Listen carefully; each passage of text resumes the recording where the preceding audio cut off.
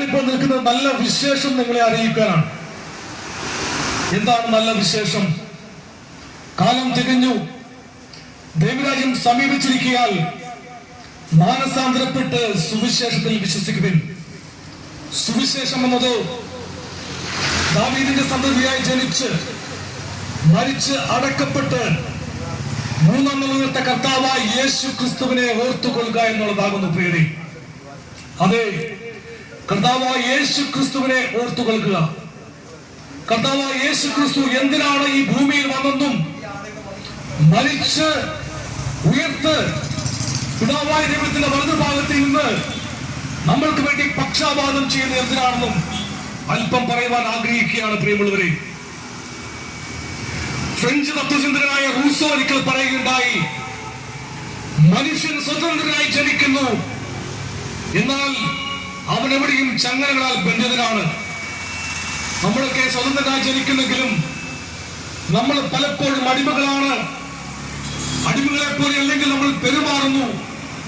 ശരിക്കുള്ള സ്വാതന്ത്ര്യം നമ്മൾ അനുഭവിക്കുന്നില്ല.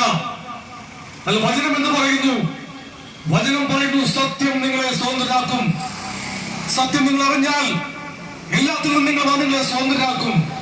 എന്താണ് സത്യം എന്ന് പറയുന്നത്? ആ സത്യം എന്ന് പറയുന്നത് കർത്താവായ യേശു ക്രിസ്തുവാണ്. ഈ ലോകത്തിന്റെ വെളിച്ചമായി ഈ ലോകത്തിലേക്ക് 2000 വർഷങ്ങൾക്ക് മുമ്പ് ജനിച്ചു.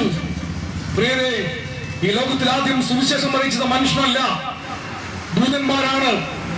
അന്നെന്ന് പറഞ്ഞാൽ 2000 വർഷങ്ങൾക്ക് മുമ്പ് ആ പ്രദേശം എന്ന് പറഞ്ഞാൽ ബെത്ലഹേം എന്ന് പറയുന്ന ചെറിയ പട്ടണത്തിൽ അന്ന് ഇടയന്മാർ തന്റെ ആടുകളെ കാവൽ കാത്തുകൊണ്ട് വെളിയിൽ രാത്രിയിൽ കടന്നിരുന്നു. അപ്പോൾ ഒരു ദൂതൻ അവരുടെ സമീപത്ത് നിന്നു. ദൈവത്തിന്റെ തേജസ്സ് അവരെ ചുറ്റി മിന്നി. അപ്പോൾ അവർ ഭയപ്പെട്ടു. അപ്പോൾ ദൂതൻ പറഞ്ഞു, പ്രിയമുള്ളവരെ, നിങ്ങൾ ഭയപ്പെടേണ്ട.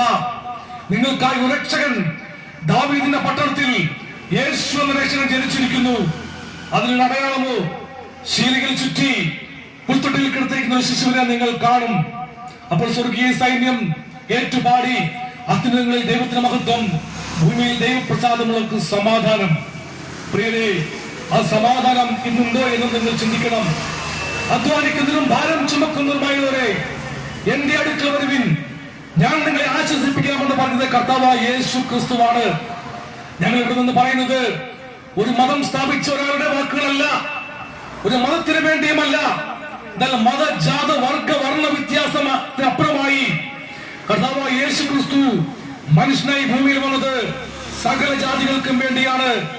ദൈവം ആഗ്രഹിക്കുന്നത് എന്താണ്? എല്ലാവരും രക്ഷിക്കപ്പെടണം, ആരും നശിച്ചു പോകാതെ എല്ലാവരും രക്ഷിക്കപ്പെടണമെന്നാണ്.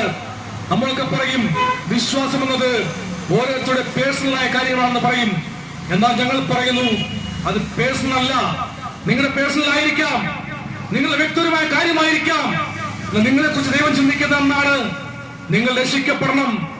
നിങ്ങൾ അന്തിമമായി നിങ്ങളുടെ പാപങ്ങളെ ഏറ്റുപറയണം. എന്താണ് പാപം എന്ന് പറയുമ്പോൾ നമ്മൾ ചിന്തിക്കും, ഞാൻ പാപിയാണോ, ഞാനൊക്കെ നന്മപ്രവൃത്തികൾ ചെയ്യുന്നുണ്ടല്ലോ, ഞാൻ ദാനധർമ്മങ്ങൾ ചെയ്യുന്നുണ്ടല്ലോ എന്നൊക്കെ ഒരു പക്ഷേ ഇത് കേൾക്കുന്ന പ്രിയ സഹോദരൻ ചിന്തിക്കുന്നുണ്ടാവും. ആ തിരുവചനം പറയുന്നു, നിങ്ങളുടെ നന്മപ്രവൃത്തികൾ കർത്താവിനെ അറിയാതെ, വചനത്തെ അറിയാതെ രക്ഷിക്കപ്പെടാതെ ചെയ്യുന്ന നന്മപ്രവൃത്തികൾ കറപുരണ്ട, ചെളിപുരണ്ട വെള്ളത്തുണികൾ പോലെയാണ്. പ്രിയരെ, നിങ്ങൾ നന്മപ്രവൃത്തികൾ ചെയ്യുന്നുവെങ്കിൽ നിങ്ങൾ വിചാരിക്കേണ്ട, ആ നന്മപ്രവൃത്തികൾ മൂലം നിങ്ങൾ സ്വർഗത്തിൽ പോകുന്നു വിചാരിക്കരുത്. അത് മണ്ടത്തരമാണ്. കർത്താവായ യേശു ക്രിസ്തു പറഞ്ഞു, ഞാനാകുന്നു വഴിയും സത്യവും ജീവനും, എന്നിലൂടെ അല്ലാതെ ആരും സ്വർഗത്തിലേക്ക് പ്രവേശിക്കുന്നില്ല. സ്വർഗത്തിലേക്കുള്ള വഴി എന്ന് പറയുന്നത് വളരെ ഇടുങ്ങിയതാണ്, എന്നാൽ നരകത്തിലേക്കുള്ള വഴി വളരെ വിശാലമാണ്. എല്ലാവരും പോകുവാൻ ആഗ്രഹിക്കുന്നത് ആ വിശാലമായ വഴിയിൽ കൂടെയാണ്. ഞങ്ങൾ നിങ്ങളെ അറിയിക്കുന്നു പ്രിയരെ, ഈ കാലം അതിക്രമിച്ചു കഴിഞ്ഞു. നിങ്ങൾ കാലത്തിലേക്ക് തിരിഞ്ഞു നോക്കിയാൽ അന്ത്യകാലത്തെ കുറിച്ച് ചിന്തിക്കുമ്പോൾ അത് നോഹയുടെ കാലം പോലെ, ലോത്തിന്റെ കാലം പോലെ ആയിരിക്കും എന്ന് പറയുന്നു. എന്താണ് നോഹയുടെ കാലം? തിന്നും കുടിച്ചും വിറ്റും നട്ടും കല്യാണത്തിന് കൊടുത്തും കല്യാണം കഴിച്ചും പോകുന്ന കാലം, അക്രമങ്ങൾ പെരുകിയ കാലം, മനുഷ്യന്റെ വിചാരങ്ങൾ ദോഷമുള്ളതെന്ന് ദൈവം കണ്ടു. ഭൂമി മലീമസമായി, മൊത്തം മലീമസമെന്ന് ദൈവം കണ്ടപ്പോൾ, നന്മ ചെയ്യുന്നതിൽ ആരുമില്ല എന്ന് കണ്ടപ്പോൾ ദൈവം പറഞ്ഞു, ഞാൻ ഈ ഭൂമിയെ നശിപ്പിക്കാൻ പോകുന്നു, ജലപ്രളയത്തെ ഞാൻ ഈ ഭൂമിയെ നശിപ്പിക്കാൻ പോകുന്നു എന്ന് പറഞ്ഞപ്പോൾ മനുഷ്യർ വിശ്വസിച്ചില്ല. കാരണം അന്ന് വരെ ഭൂമിയിൽ മഴയുണ്ടായിരുന്നില്ല. ഭൂമി നന്ദി എങ്ങനെയായിരുന്നു ഭൂമിയിൽ പക്ഷെ നനഞ്ഞിരുന്നത്? ഭൂമിയിൽ നിന്നും മഞ്ഞ് പൊങ്ങി സസ്യങ്ങൾ നനച്ചിരുന്ന ആ കാലഘട്ടത്തിൽ ലോകം പറഞ്ഞു, ദൈവം പറയുന്നു മഴ പെയ്യിക്കാൻ പോകുന്നു, ഈ ലോകത്ത് ജലപ്രളയം ഉണ്ടാകാൻ പോകുന്നു പറഞ്ഞപ്പോൾ അന്നത്തെ ജനങ്ങൾ നോക്കിയെ പരിഹസിച്ചു. ആ സുവിശേഷത്തെ പരിഹസിച്ച് നിന്ദിച്ച് ആട്ടിവിട്ടപ്പോൾ പ്രളയമുണ്ടായി. എല്ലാവരും പ്രളയത്തിൽ മുങ്ങി. മൂക്കിൽ ജീവശ്വാസമുള്ള എല്ലാവരും മരിച്ചു മണ്ണോട് ചേർന്നു, വെള്ളത്തിൽ മുങ്ങിപ്പോയി. എന്നാൽ ഇന്ന് ഞങ്ങൾ പറയുന്നു, അതേ സുവിശേഷങ്ങൾ പറയുകയാണ്, ഈ നാടും ഈ ഭൂമിയും ഉരുകുവാൻ പോകുന്നു, ഇത് തീക്കായി കരുതി വെച്ചിരിക്കുന്നു. നിങ്ങൾക്കറിയാം, ഈ ലോകത്തിൽ യുദ്ധങ്ങൾ നടക്കുകയാണ്. കർത്താവ് യേശു ക്രിസ്തു ഒലിവുമലയിരുന്നപ്പോൾ ശിഷ്യന്മാർ ചോദിച്ചു, കർത്താവേ, അങ്ങയുടെ വരവിനും ഈ ലോകാവസാനത്തിനും അടയാളമെന്ത്? കർത്താവ് പറഞ്ഞു, യുദ്ധങ്ങൾ ഉണ്ടാവും, ക്ഷാമങ്ങൾ ഉണ്ടാവും, ഭൂകമ്പം ഉണ്ടാവും, മഹാമാരി ഉണ്ടാവും, ജാതി ജാതിയോട് നിൽക്കും എന്ന് കർത്താവ് പറഞ്ഞു. പ്രിയരെ, നമ്മൾ കണ്ടുകൊണ്ടിരിക്കുകയാണ്. ഭൂകമ്പങ്ങൾ, മഹാമാരികൾ കടന്നുപോയി. യുദ്ധങ്ങൾ ഇപ്പോഴും ഉക്രൈൻ റഷ്യയുമായി യുദ്ധം നടക്കുന്നു. ഇറാനെ ആക്രമിക്കുവാൻ അമേരിക്ക വെമ്പി നിൽക്കുന്നു. ന്യൂക്ലിയർ ആയുധങ്ങൾ തങ്ങളുടെ ആയുധശാലകളിൽ ശേഖരിച്ചു വെച്ചുകൊണ്ട് ഈ ലോകത്തെ വെണ്ണീരാക്കുവാൻ തക്കോണം രാഷ്ട്രീയ നേതാക്കൾ ഗൂഢാലോചന നടത്തുമ്പോൾ ഈ ലോകം തീക്കായി കരുതി വെച്ചിരിക്കുന്നു. ഇതിന്റെ മൂലപദാർത്ഥങ്ങൾ വെന്തരിയുമെന്ന് പത്രോസ് അപ്പോസ്തലൻ സ്കൂളിൽ പോയിട്ടില്ലാത്ത പത്രോസ് അപ്പോസ്തലൻ ശാസ്ത്രീയമായി വിവേചിച്ചു പറഞ്ഞപ്പോൾ അന്ന് കളിയാക്കുവർ ഇന്നത് അതിന്റെ അർത്ഥങ്ങൾ മനസ്സിലാക്കുന്നു. ഈ ന്യൂക്ലിയർ ആയുധങ്ങൾ വെന്തരിക്കുമ്പോൾ, ഈ ലോകം വെന്തരിയുവാനായി കാത്തിരിക്കുമ്പോൾ നിങ്ങൾ ഓർക്കുക, നമ്മൾ അതിനായി കാത്തു നിൽക്കരുത്. ഈ ലോകം ഭരിക്കാൻ ഒരുവൻ വരുന്നു.